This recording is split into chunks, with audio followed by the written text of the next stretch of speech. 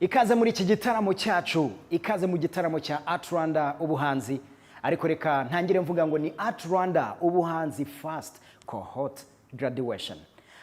ArtRwanda Ubuhanzi ni igikorwa cyateguwe na Imbuto Foundation. Reka tubashimire ko batekereje ku mpano z'abana b'Abanyarwanda, ubundi barangiza bagafata umwanya bakazenguruka igihugu cyose hamwe na ArtRwanda Ubuhanzi.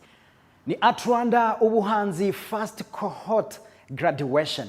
Ibice bigeze kuri bitandatu mu mpano zitandukanye uraza kubikurikira muri iki gitaramo cyacu. Ariko mbere yuko dukomeza, reka dufate umwanya twakira umuyobozi mukuru wa Imbuto Foundation, Sandrine Umutoni, atugezeho ubutumwa yaduteguriye kuri iki gitaramo cyacu cya ArtRwanda Ubuhanzi First Cohort Graduation. Yes, so the project ArtRwanda Ubuhanzi was a project that was implemented from 2018. It is a project that is implemented by Imbuto Foundation in partnership with the Ministry of Youth and Culture, the Rwanda Cultural and Heritage Academy, and since 2019 we've added new partners including the UNDP and KOICA, which is the Korean corporation here in Rwanda. So this project that has been going on since 2018 looks at the creativity of our young people in Rwanda, but it's also a project that aims at demonstrating that through the creative and artistic industries, it is possible to create decent jobs for our young people. So starting from 2018, we went all around the different provinces of Rwanda. So we were able to identify over 2,000 young people who came forward to us, began to demonstrate that they had those talents. And as beautiful as it may sound, we were very fortunate to meet, again, people coming from different backgrounds, from different regions, but with something in common, which is the love for the artistic industries. So from those over 2,000 young people who were auditioned, we decreased the number further down to the top 68 who are finalists. And those 68 finalists went through an incubation program. The purpose of the incubation program was to basically put them in touch with coaches, experts, people who have made a living from the same categories that they were interested in, to teach them the ropes of the business. As we are all aware, the creative and artistic industries are industries that are very delicate, that are very complex, that not everybody always understands. So it was very important for us to put them in touch with coaches who could literally show them the rope, how to make it into these industries. So this incubation program is coming to an end for the first cohort of those 68 finalists. So my message to Abahanzi bacu, first of all, congratulations. We are very, very proud to see you reaching this day of graduating after a period that impacted the entire world. You managed to stay afloat, you managed to stay creative and positive throughout a COVID-19 pandemic that had left these industries very, very impacted. So again, congratulations for pulling through. We are very proud of how far you have come.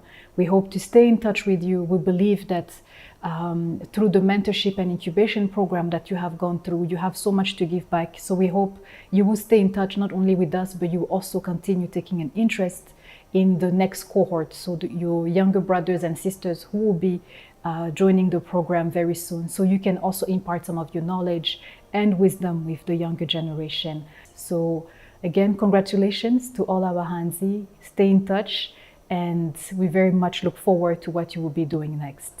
Ni ArtRwanda Ubuhanzi First Cohort Graduation. Reka twinjire mu gice cy'imideri. Reka twakire Joseline Umutoni Wase, uyu ni umuyobozi mukuru wa Rwanda Clothing and Company, akaba ari nawe wafashije guhugura abari muri iki gice cy'imideri. Turaza kubona urugendo rwabo, aradusobanurira ibyo banyuzemo kugeza kuri uyu munsi, ariko natwe ubwacu turaza kwibonera ibyo bagezeho muri fashion, mu guhanga imideri, mu kwerekana imideri mu gihe bari muri ArtRwanda Ubuhanzi. The ArtRwanda Ubuhanzi has been an experience, a very interesting experience for me, because it's been almost a year that I started with them. And the students, I've been working with them, I saw them growing, I saw them really embracing their creativity. Also for me, having an experience to teach and to give my knowledge to those students have been a journey. So I think such a kind of space and place, it's really needed in the city, where now fashion and creativity is kind of really booming and growing fast. As a mentor in this project, I was the fashion mentor. For the fashion category, my input was to really open the eyes of those students, to show them the potential they have, to show them that the industry is waiting for them and waiting for their creativity in terms of really bringing something new on the market. My input was also challenging them. I really put an effort to challenge them, to tell them to look outside of the box, to really look what they can bring, which we haven't yet done on the market. In this graduating class, I've seen potential. I've seen students who I feel like they will be the next fashion designer in the city. And also I've seen people who are up to bring their creativity and they're not afraid, they're embracing their, their personality as well. So the potential is there. I think they just need time to get the experience and then the market will be ready for them. Nakunze imideri mfite imyaka 14 mu gihe nigaga mu kigo cya secondaire cyitwa Fawe, niho twakoraga imideri nkabona abandi bana barayikunda tugakora ama défilé de mode, nanjye mbyagukiramo niga kudoda niga ubugeni genda nkunda imideri.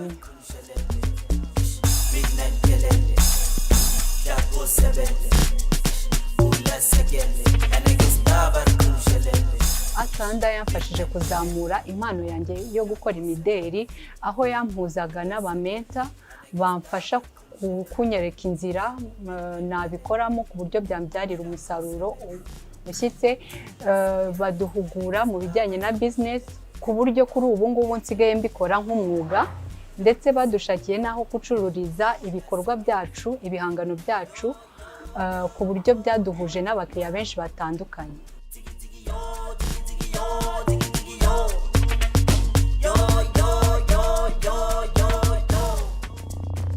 Nakunze ubwiza n'imideri mfite imyaka 17. Icyatumye mbikunda cyane nuko navukiye mu muryango w'abantu basanzwe bakora ibijyanye n'ubudozi cyangwa se bakora ubutayeri.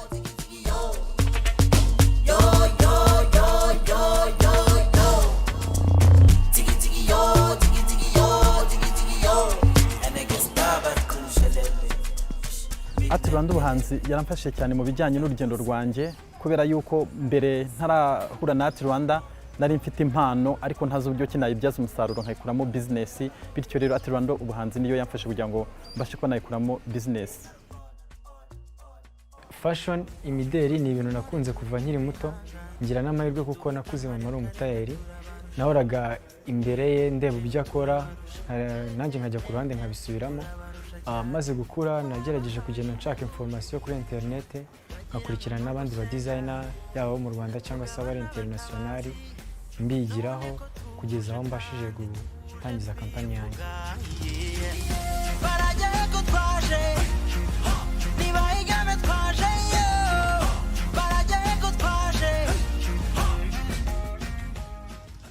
ArtRwanda Ubuhanzi baradufashije cyane kuko badufashije kutwigisha kwiyungura ubumenyi mu bijyanye n'ibyo dukora, cyane cyane bamfashije ku bigendanye na business na entrepreneurship, kuko numvaga ko nshobora kubanza gusevinga amafaranga nkazatangira mfite ibikoresho byose numvaga ko ngomba kuba mfite. Ariko nyuma yo gukurikirana amahugurwa baduhaye, nabonye ko gutangira business bidasaba ko ugomba kuba ufite byinshi cyangwa se ngo ufite material zose, ahubwo batwigishije ko ushobora gutangira n'ubumenyi ufite ndetse n'ubushobozi bwawe bukeya ufite. Icyatumye nkunda ubugeni nuko nkunda kubona abantu basa neza, abantu bambaye neza. Ikindi kandi nyine ni ibintu byamuzemo kuva kera kuko hari n'abantu mu muryango babikora.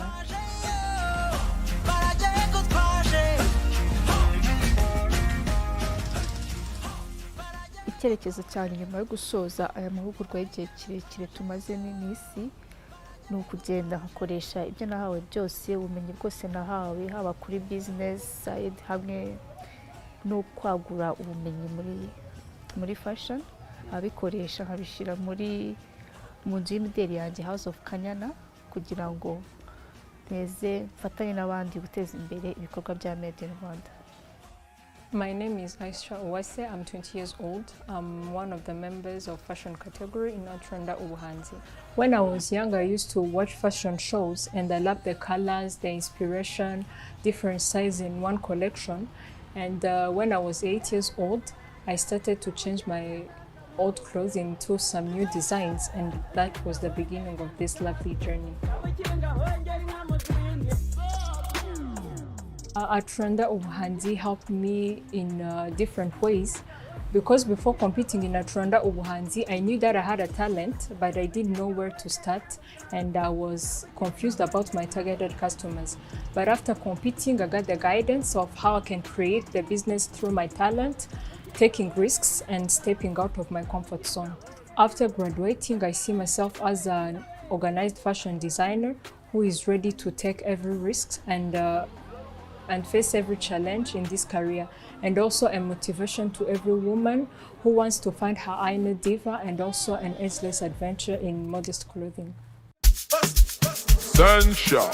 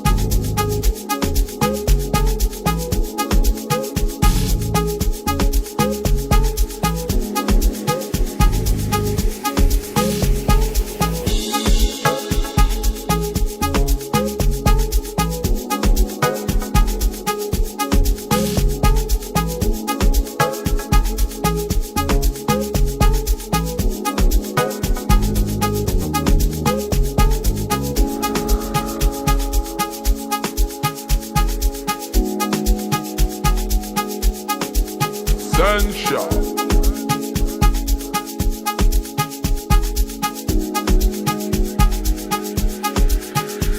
Wow, ibyo bagezeho urabibonye byiza cyane, ariko nanone dushimira aba banyeshuri berekanye ko nawe ushobora kubigeraho upfa kuba ukora ikintu ukunze cyane. Joseline Umutoni Uwase yakoze kutwereka urugendo rwabo batangira, ariko nanone abanyeshuri batweretse uyu munsi umusaruro bafite bitewe na ArtRwanda Ubuhanzi. Nkwibutse ko iyi mideli yose wabonye myiza bahanze ushobora kuyisanga mu nyubako ya KBC ahari showroom ya ArtRwanda Ubuhanzi. Muri aka kanya reka tuve muri fashion twinjire mu busizi n'ubuvanganzo, kubera ko dufite abahanga nabo baduteguriye uyu muvugo. Uyu muvugo uragushimisha kubera ko kwereka ubuhanga bwabo mu busizi n'ubuvanganzo. Ni ArtRwanda Ubuhanzi First Cohort Graduation. Abahanga ni mwandike, mbe bahanga n'abahanuzi, mbe bahanzi n'abasiguzi, yemwe abeshi b'u Rwanda, muryango mugari w'abanyarwanda, abahanga ni mwandike. Rwa rubyaro rwa rubyiruko Rwanda rw'ejo rwiza rwuje abangavu. Abo bana baca abangavu bakomeje kubyara badakuze, batazi kurera icyari cyo, barabo kurerwa bagatana. Twandike ko ya masimbi, ya makombe, ya masugi asumbirizwa n'ibisuma, bakabasanga bakabasambanya bagasamishwa izitasabwe. Nitubasange, nitubarinde, nibo babyeyi, nibo urubyiruko rw'ejo heza. Cyo sizanira isuri isiga amateka, ugende ngende tuzasohoza usohoza neza ntazimara burundu. Aharura inzira izanyura ubuvivi, abahanga ni mwandike. Abahanga ni mwandike, munkundira iby'ubu mbyiyame, byanze byanzonze byanzengereje. Ibiyobyabwenge byo gatsindwa, ababikoresha n'ababinywa bayobya ubwenge kandi ntibanywa ubwoko, mugona kore na kokayine, za rukoro na mayirungi n'urumogi, za kanyanga, inshinge ndetse lisansi. Barabishoreza iyo mu mazuru bakazubara bikabazonga, ubuzima bwabo bukajya haga.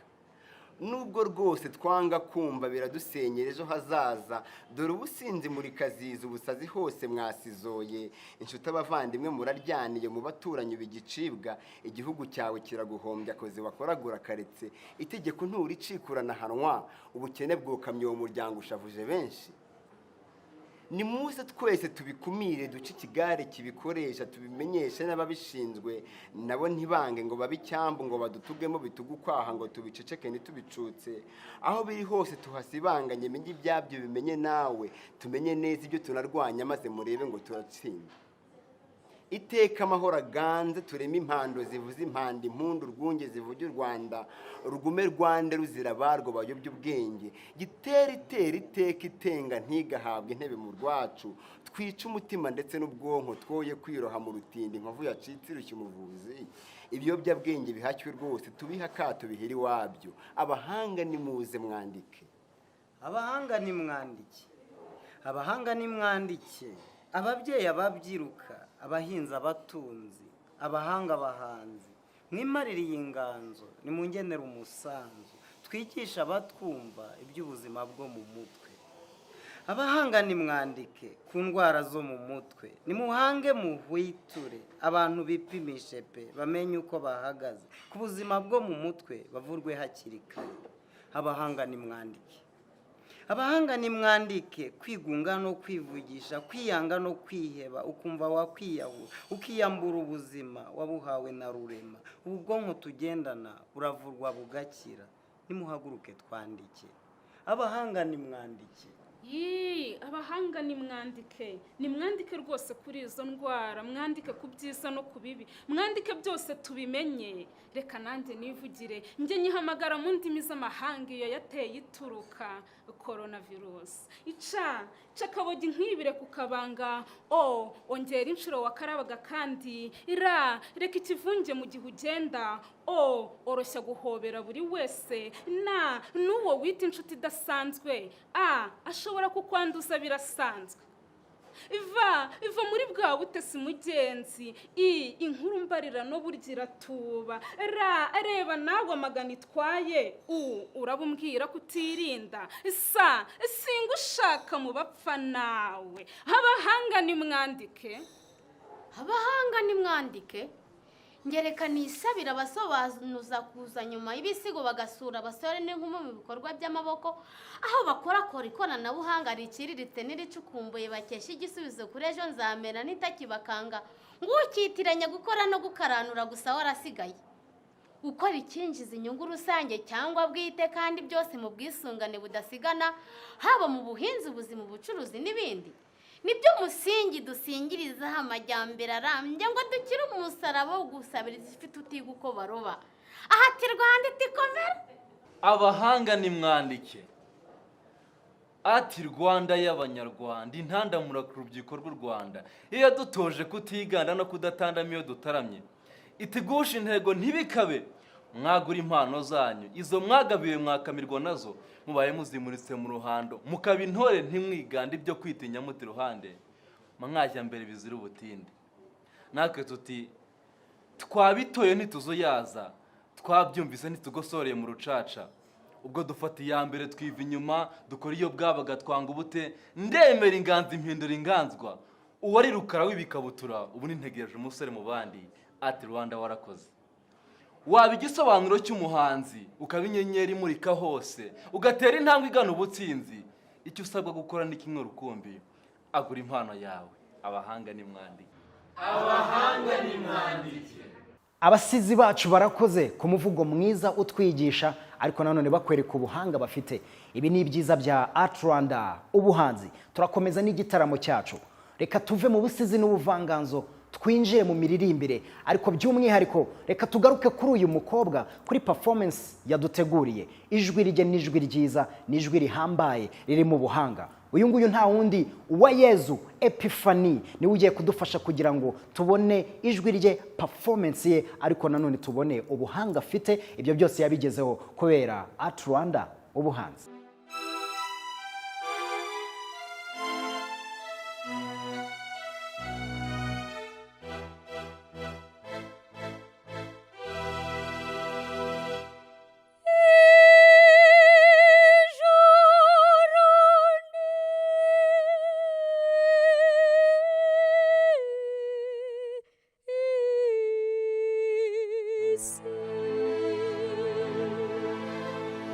Nibi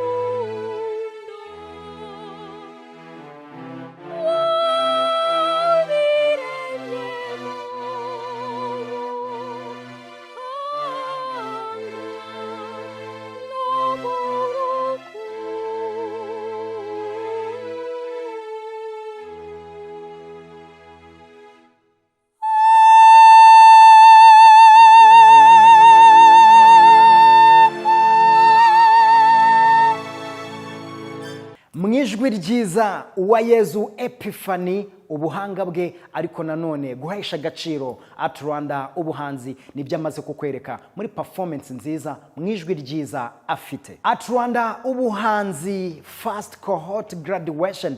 Muri aka kanya reka twerekeze ku bafatanyabikorwa. Uyu munsi dufite abafatanyabikorwa batandukanye bagendana na Imbuto Foundation. Reka twakire umuyobozi wungirije uhagarariye UNDP mu Rwanda, nawe agira icyo atugezaho kuri uyu munsi muri iki gitaramo cyacu kubera ArtRwanda Ubuhanzi. Africa is a young continent and Rwanda is a youthful country where some 70% of the population comprises of young people. So the development of Rwanda is only possible by harnessing the incredible ingenuity. The cultural and creative industry is one of the most rapidly growing sectors of the world economy. According to UNESCO, the creative economy accounts for 3% of global GDP. It generates more than 2,200 billion USD annually, and it's a significant source of employment for young people aged 18 to 25. The cultural and creative industry is a transformative sector in terms of income generation, job creation, and exports. The time is now for the creative and cultural industry to take advantage of the implementation of the historic African Continental Free Trade Agreement that was signed right here in Kigali. Young people in the cultural and creative industries have a critical role in ensuring through their creative mediums, be it literature, media, visual arts, drama, film, that they understand what the AFCTA means for them. We encourage young people in the creative industries to be informed and, most importantly, to be involved in shaping the economic trade on the continent, to be beneficial to the creative industries, and to share the power of their voices in the arts across the continent. We all have a personal relationship with art, from what we wear to what literature and music we choose to listen to, that uplifts us and inspires and motivates us, to what sites we browse, what shows and films we select, the art and sculpture we see around us in our communities. These are powerful tools. If young people are advertising that their creative products are fair trade or environmentally friendly or made in Rwanda and made with credible content and ingenuity and skill, people increasingly take notice and are willing to consume and pay for such uplifting products from the creative industries. Reka dushimire umuyobozi wungirije uhagarariye UNDP mu Rwanda, anako tuboneraho gushimira abafatanyabikorwa bandi bose twagendanye muri iki gikorwa cya ArtRwanda Ubuhanzi. Turashimira Ministeri y'Urubyiruko n'Umuco, turashimira Koika, turashimira UNDP twagendanye muri iki gikorwa cya ArtRwanda Ubuhanzi. Muri aka kanya reka dukomeze na performance, dukomeza n'igitaramo cyacu cya ArtRwanda Ubuhanzi First Cohort Graduation. Reka twakira abahanzi bacu badutaramire batwereke icyo bagezeho mu gihe bamaranye igihe bari muri ArtRwanda Ubuhanzi.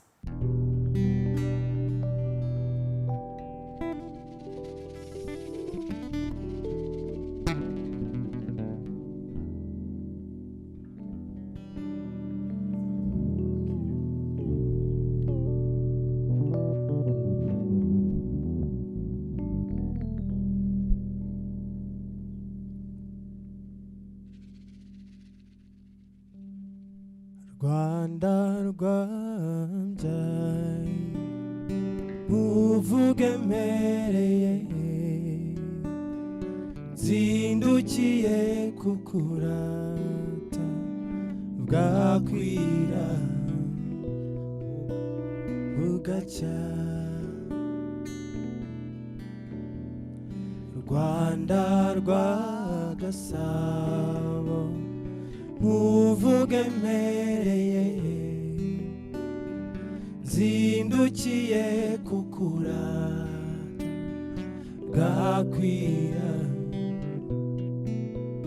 bugacya. Wowe simbiri itatse ubwiza, wowe saro ridatakara, Rwanda we muririmbe. Wowe simbiri itatse ubwiza, wowe saro ridatakara, Rwanda we uririmbe.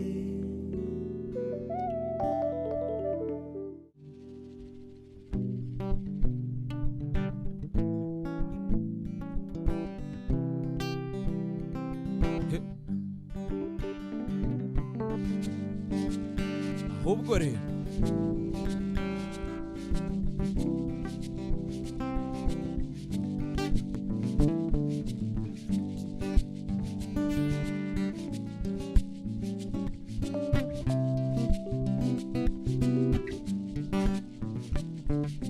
genda Rwanda uri nziza,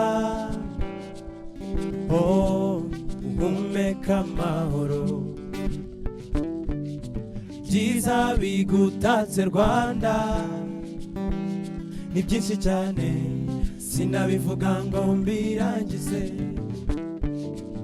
Genda Rwanda uri nziza, oh uhumeka amahoro, ibyiza bigutatse Rwanda ni byinshi cyane sinabivuga ngo mbirangize.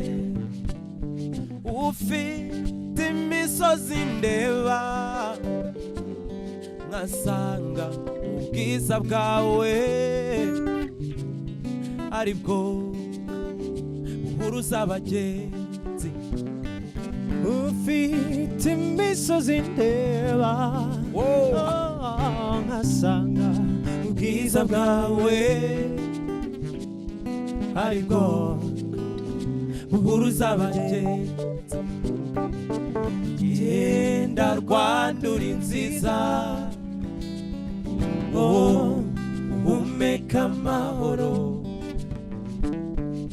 ibyiza bigutatse Rwanda ni byinshi cyane sinabivuga ngo mbirangize. Genda Rwanda uri nziza, oh uhumeka amahoro, byiza bigutatse Rwanda ni byinshi cyane sinabivuga ngo mbirangize.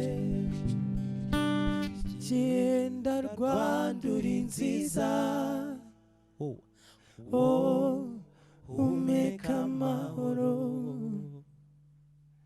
ibyiza bigutatse Rwanda ni byinshi cyane sinabivuga ngo mbirangize. Yego mwami warahabaye, ndabibona ibirori wanjye n'amahoro y'umutima, naho nababaye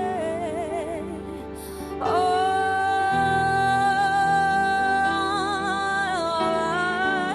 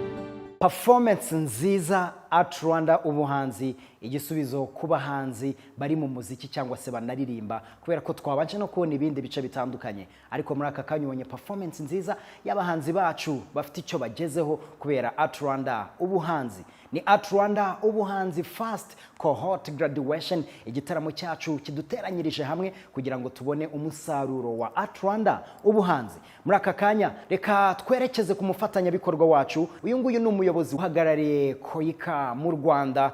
Uyu munsi nawe ni umufatanyabikorwa wacu muri iki gikorwa cya ArtRwanda Ubuhanzi. Being transformed into fourth industrial revolution, it's getting more important and crucial to invest in non-conventional industries. Unlike traditional industries such as manufacturing, the creative and cultural industry has potential to be a leading player by utilizing non-harming method to the environment and by producing more high value-added benefits. In response to these needs, My Culture and UNDP set up an initiative that is called Scaling Up Youth Connectivity in Rwanda. The initiative focuses on the youth generation, which plays an important role, especially in creative and cultural industry. To cooperate this partnership, Koika supports this initiative. Supporting the creative and cultural industry is one of the Koika's intervention to youth empowerment program, which is among the key strategies to sustainable development. We found out that many youth face the challenge of being funded to boost their potential in creative and cultural industry. It's in the same prospect that Koika, as a donor agency of Republic of Korea, supports $7.5 million to this initiative. The project provides strategic orientation for the development of creative and cultural industry in Rwanda as one of the potential channels and tools of creating jobs and contributing in socio-economic development. We hope that the medium and long-term support of Koika to creative and cultural industry have a positive effects and potential for further development of Rwanda. And as a foreign ODA practitioner, I believe that the creative and cultural industry can provide us insight in our daily work. We can solve many social and even economic problems beyond conventional ways by using this insight. Creative and cultural industry is important for ensuring the continued development of societies, and it's at the heart of creative economy. This industry generates considerable wealth in economic terms. Also, it shows above average growth and create jobs, particularly the young people, which while strengthening social cohesion. Since the earliest history of man, art has been regarded as a fundamental area for the development of intellectual abilities, cognitive faculties, and creative talent. At the same time, creative and cultural industry also have a significant non-monetary value that contributes to inclusive social development, to dialogue and understanding between people. Culture is both a driver and enabler of human and sustainable development. It empowers people to take ownership of their own development and stimulates the innovation and creativity, which can drive inclusive and sustainable growth in this SDG era. I have visited the ArtRwanda Ubuhanzi as well as its exhibition and sales booth one day. I saw how the project increases the employment and also income opportunities for those working in the cultural and creative industry. I could notice that cultural and creative industries are more economically important than ever. There was a devastating impact of COVID-19 pandemic on the cultural and creative industries. This industry is in among the most disrupted as they often depend on the gathering of people in a closed spaces.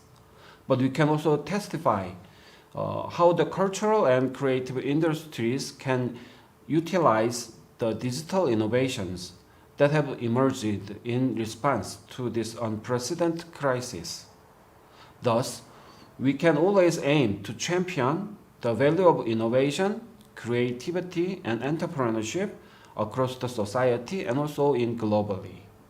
In this regard, I would suggest the synergy and linkage between the center in Kigali and other shops across the country to maximize the opportunities.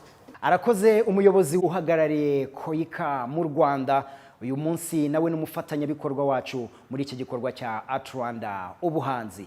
Reka twinjire muri performance, reka twinjire muri hip hop. Uyu munsi ushobora kuba umwe mu bahanzi bakora hip hop, uyu munsi ushobora kuba umwe mu bantu bifuza gukora hip hop, ariko na ArtRwanda Ubuhanzi ntabwo yigeze yibagirwa hip hop, kubera ko muri aka kanya tugiye gukurikira performance nziza y'aba bahanzi bari mu gice cy'umuziki ariko by'umwihariko mu njyana ya hip hop.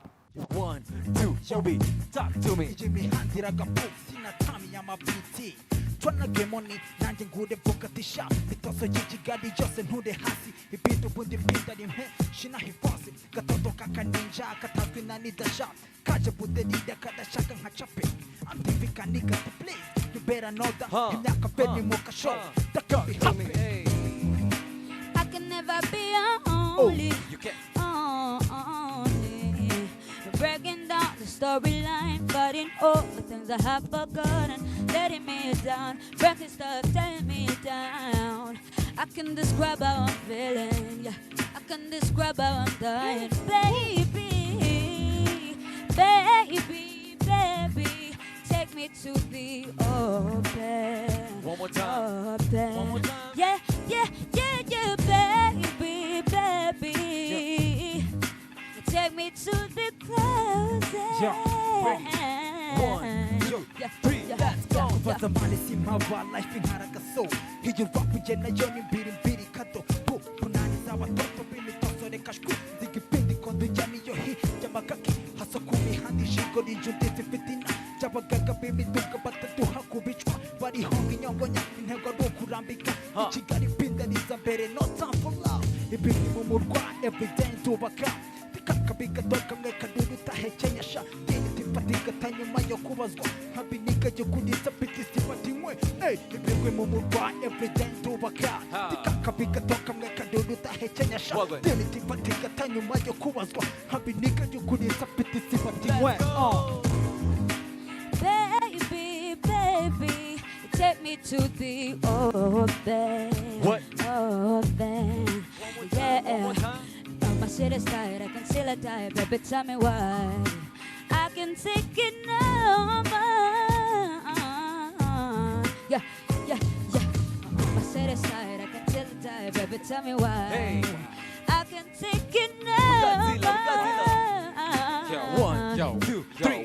Yo, I like my country, I like my city, nigga, that's the gully. I like my president, Kaneko Kitramali. I like Ugali, I like my yai Kachumbari. I like my hair, Mundi Yong Mushira Kumihari. I like my lady, Mundi Yong Balamba Nisutari, Bahi Misitari, Mundi Yong Patricia Mobi. Yo, I like myself, yeah, you mom from Bandisef.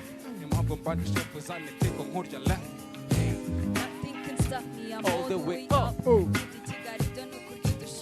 I got no time for that Jackie Kungo. Yeah. I say, tell me what you do, tell me what you do, tell me what you do when you see a back like me, baby. What? Tell him. Hey, hear me out, hear me out. I say, tell me what you do, tell me what you do, tell me what you do when you see a back like me, baby. Hey, 1, hey. Talk to me, yo. Jambo Kijosi, tell me that behind the feet a minute. Joseph Gani papers it for money.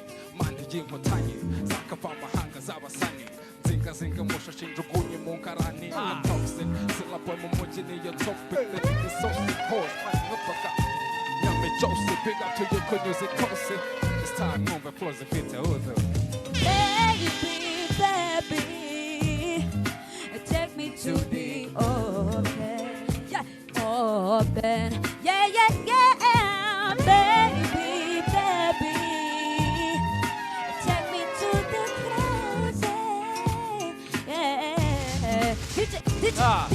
yeah. Tell me what you do, tell me what you do, tell me what you do. Hey, repeat, yeah, give me a yeah. Say, tell me what you do, tell me what you do, tell me what you do when you see a baby like me, baby.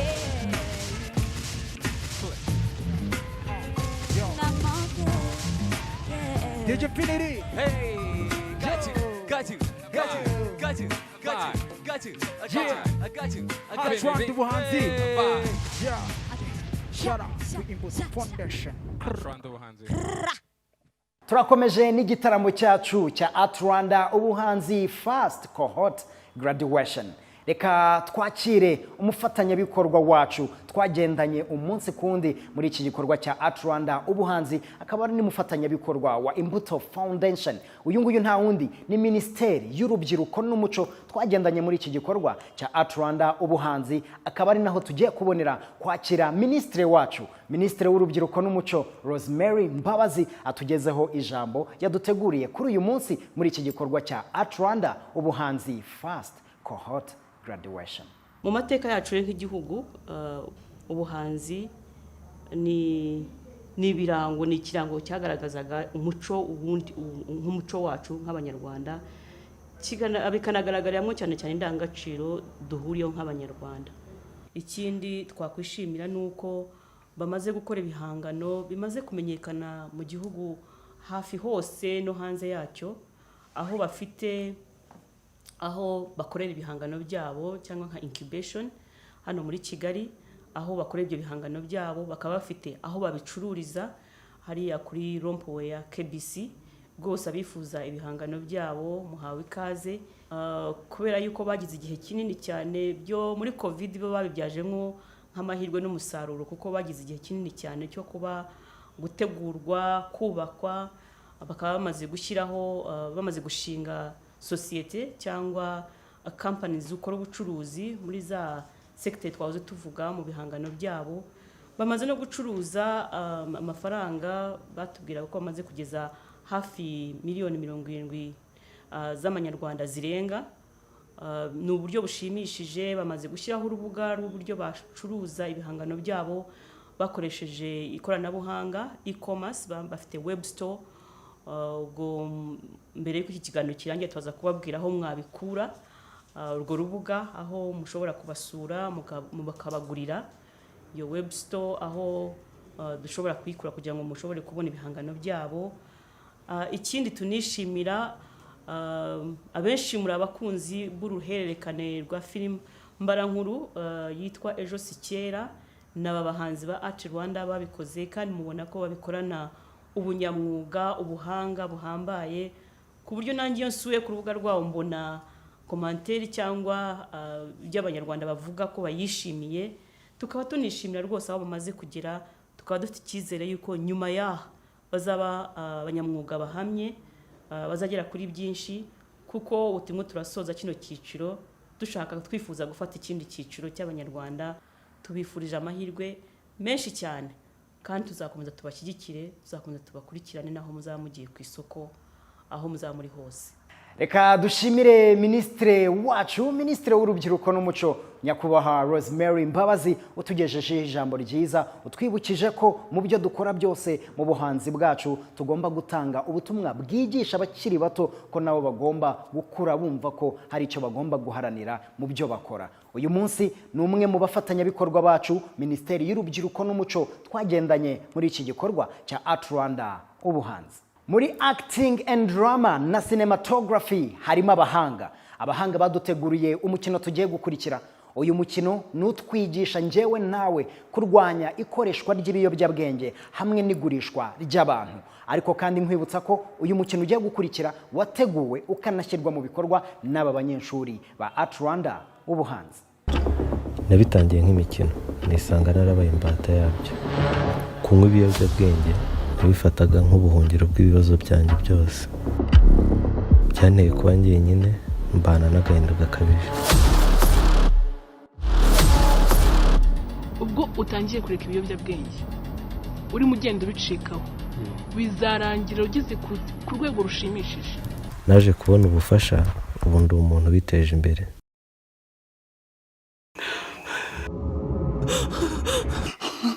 nakuze mfite indoto zo kujya hanze, natangiye gushaka ibyangombwa rwihishwa. Abari babiri inyuma banyizezaga ko bazanjyana mu Bufaransa bakanshakira akazi maze ubuzima bugahinduka. Gusa siko byagenze, nisanze mu bucuruzi bwo gucuruza abantu, gusa nyuma naje gucika.